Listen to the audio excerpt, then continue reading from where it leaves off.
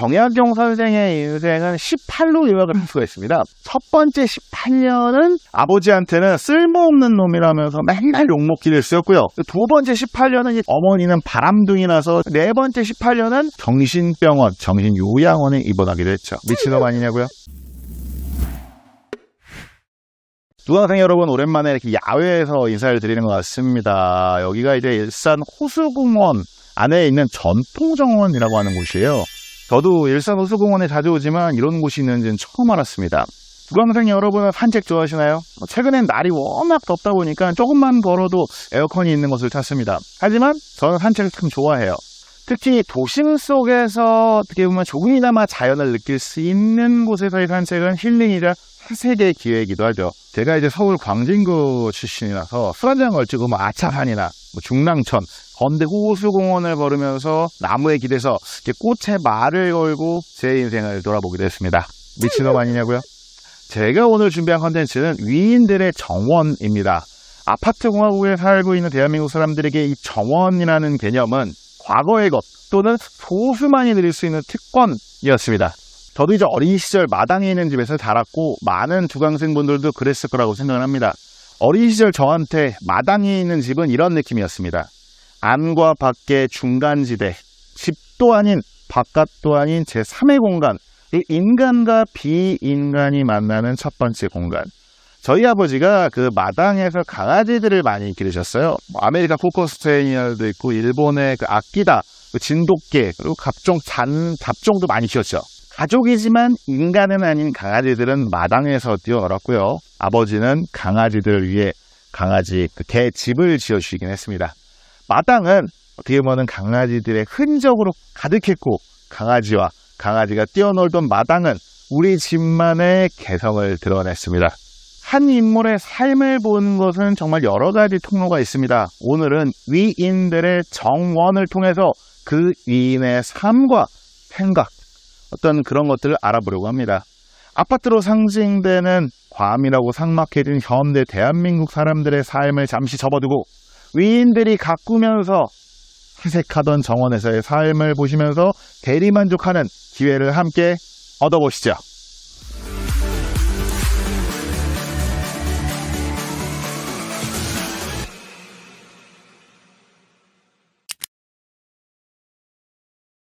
그 한국의 근세사에서 가장 짠한 사람을 꼽으라고 하면 저는 다산 정약용 선생을 꼽고 싶습니다. 수원 화성 축조 같은 실질적인 업적도 있었고요. 그리고 묵민심서, 경세육표, 그리고 아방강역고, 저는 이제 또 지리 덕후다 보니까 그런 등등 수많은 서적을 남겨서 자신의 개혁성과 천재성을 드러내기도 했지만 오랜 기간 유배를 또 가 있어서 정약용이 조선의 기억을 주도했더라면 이라는 아쉬움도 참 많이 남는 위인이죠. 선생도 스스로를 용감하지만 무모하고 선한 것을 좋아하지만 잘 가려 할 줄 모르며 마음이 이끄는 대로 곧장 나아가서 의심할 줄도 두려워할 줄도 모른다 라고 자기 스스로를 평가했다고 합니다. 참고로 정약용 선생의 인생은 18로 요약을 할 수가 있습니다. 첫 번째 18년은 이제 태어나고 과거 합격할 때까지, 두 번째 18년은 이제 정조 때 벼슬 생활하고, 세 번째 18년은 정조가 죽고 유배 생활, 네 번째 18년은 이제 다시 고향으로 돌아온 말년이다 라고 할 수 있어요. 딱 맞아 떨어지지는 않지만은 어느 정도 이런 식으로 사이클이 돌아간다 라고 할 수가 있습니다. 막상 벼슬 생활이 18년 정도밖에 안 되는 정약용에겐 인생 상당 부분을 초야에 묻혀 사는 삶이 굉장히 많았습니다. 가장 대표적인 정원은 세 번째 18, 즉 유배지인 전남 강진에 있던 다산소당을 꼽을 수밖에 없겠죠. 주막집 노파가 내준 작은 방에서 비바람을 피하면서 겨우겨우 살아나가다가 강진의 제자인 이항매가 사랑채를 내주면서 앞들에 대나무를 심고 작은 텃밭을 읽었습니다. 그리고 유배 8년 만인 1809년 봄에 외가 사람이 내준 산정, 그러니까 이 다산 초당으로 거처를 옮깁니다.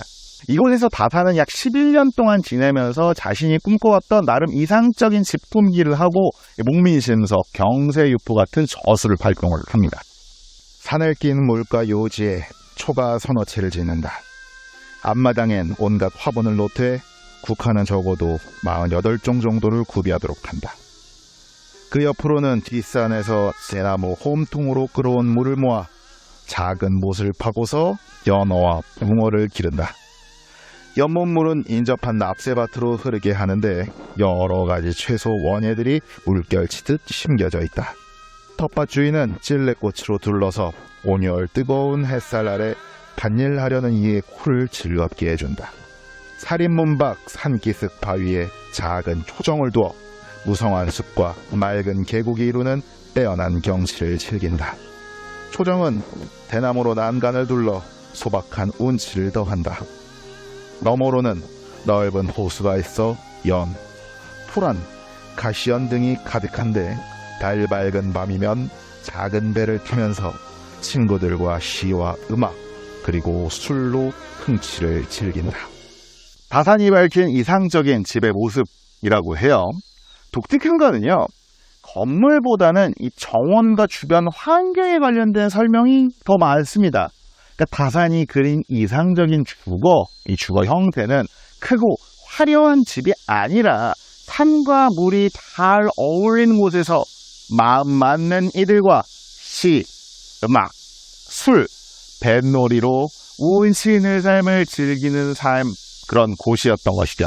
그리고 유배지의 주거 공간인 다산 초당에서는 그 이상을 구현하려고 노력을 합니다. 다산 초당의 정원이 재밌는 거는요, 다산 정약용 선생이 문이과 통합인지 아니랄까봐 굉장히 과학적이고 공학적인 어떤 그런 탐구를 하는 장으로 자신의 정원을 활용했다는 점이에요.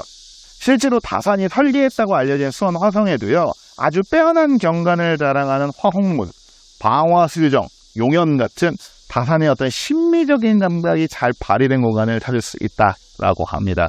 그런 사람이 꾸민 정원이면 오죽하겠습니까?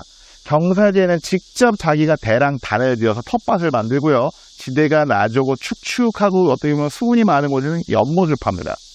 본인이 고백을 하기를 일찍이 내가 치산치수에 관련된 책을 읽어서 돌계단 쌓는 법도 뭐 이미 알고 있었다라고 말을 하죠. 약간 그냥 자뻑이 좀 있는 것 같아요. 그 유배지에서도 두 아들한테 편지를 많이 보내는데 이 선비로서 품이라든지 운치를 지키는 현실적인 방편으로 과일나무라든지 채소밭을 가꿔라 라고 이야기를 했대요.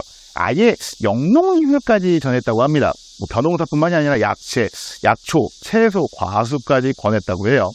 연화, 삼모시 같은 식물들, 국화, 연, 미나리 같은 또는 양잠, 양계 같은 것들, 그리고 소나무, 버드나무 같은 활동들에 대해서도 아주 조목조목, 아주 구체적으로 언급을 했다고 합니다. 이 정도면 거의 진짜로 뭐 만물에 관련된 덕후가 아닐까 생각이 들어요. 이렇게 식물학적 지식까지 많다 보니 일상에서 접하는 화목, 잡초, 곤충 등의 어원을 직접 연구해서 어원연구소인 아언가스비라는 책을 또 썼다고 해요. 그러니까 일상에서 쓰는 단어들 중에 잘못 쓰이는 단어의 유래랑 용법을 밝히기도 했습니다. 서울의 만물민원상담센터 다산콜센터라는 이름은 정말 이런 의미에서 잘 지은 것 같습니다. 날이 더워서 장소를 조금 이동해봤습니다. 여기는 일산 호수공원에 있는 작은 정자인데요. 뭐 주제도 어떻게 보면은 이제 동양, 한국에서 서양, 영국으로 한번 넘어가 보시죠.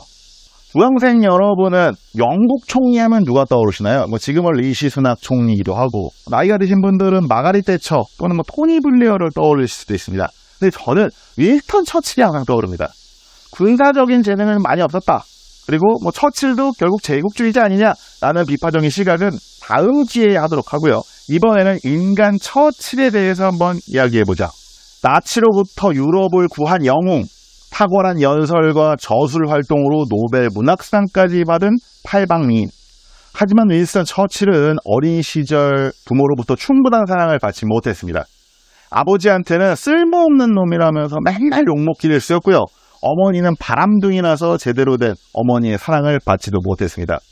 그런 처칠에게 정원은요, 가족 사랑을 실현하는 장이었다고 해요. 처칠이 태어나고 결혼하고 묻힌 블렌하임 궁전이 처칠에게 어떤 명문 귀족 가문으로서의 자부심과 존재감을 준 곳이라면, 차트웰이라고 하는 곳은 정서적인 유대감과 가족의 산실이었습니다. 92세로 장수한 처칠은요, 역시나 정말 다양한 정원을 갖보았다라고 해요. 시골에 한적한 집을 구입해서 전원 생활을 하기도 했고, 런던 시내 아파트에 살기도 했습니다. 물론 총리라든지 장관 재직 시절에는 공관에서 머물기도 했습니다. 인간은 건물을 만들지만 건물은 다시 인간을 만든다라고 하면서 거주 환경을 굉장히 중요시한 처칠. 켄트 지방에 있는 차트웰은 영국의 정원이라고 불릴 정도로 대표적인 정원이라고 할 수 있습니다. 처칠의 삶에서도 어떻게 보면 뗄래야 뗄 수 없는 안식처로도 평가를 받죠. 생애 절반에 가까운 40여 년 동안 산 공간이기도 하지만 무엇보다 각별한 애착을 가졌던 집이었다고 합니다. 이 부인 클레멘타인에게도 그랬듯이 처칠은 이곳을 발견한 순간 사랑에 빠졌다고 해요. 처칠은 차트웰의 고요한 분위기와 경관, 특히 멀리 켄트 지방 숲과 구릉에 열린 남측 경관에 매료가 됐다고 해요. 그리고 그 조망은 아직도 크게 훼손되지 않아서 지금도 방문객의 눈을 즐겁게 해주고 있습니다. 중세 때부터 사용되다가 방치된 집과 주변 땅을 처칠은 자신과 가족을 위한 집으로 개조해 나갑니다. 몇 개의 방을 새로 만들면서도 항상 조망이 확보되도록 했고요. 그리고 담 안에는 텃밭과 화단을 조성했다고 해요. 처칠이 건축업 노동조합에 정식 가입했을 정도로 나름 건축의 소질이 있었다고 해요. 그래서 직접 담을 쌓는다든지 그 안에 막내딸 메리를 위해서 작은 벽돌집을 지어주기도 했다고 해요. 그리고 그 벽돌집은 지금도 그대로 남아 있습니다.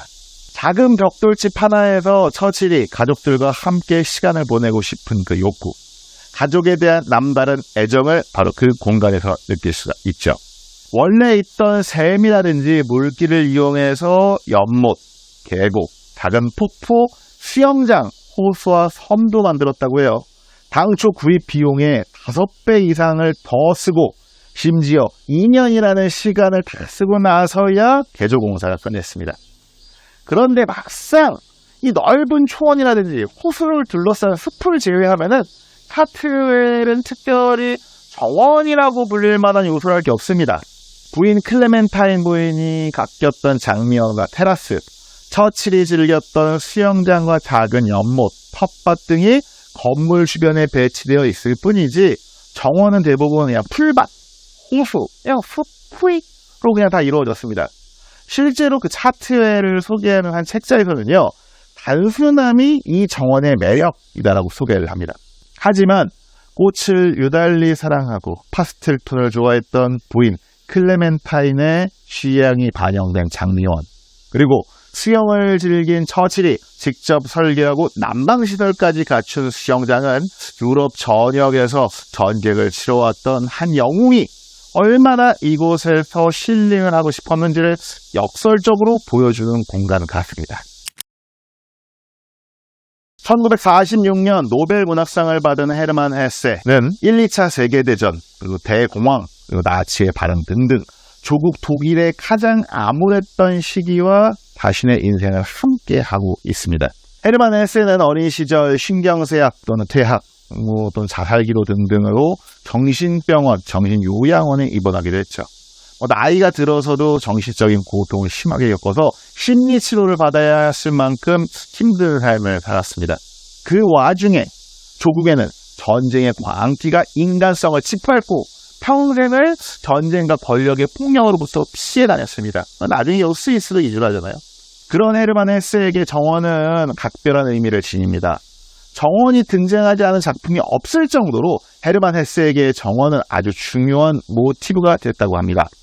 작품 속에서의 정원은 대체로 어릴 적의 행복을 상징하거나 또는 여성의 영역으로 설정이 되어 있다고 해요.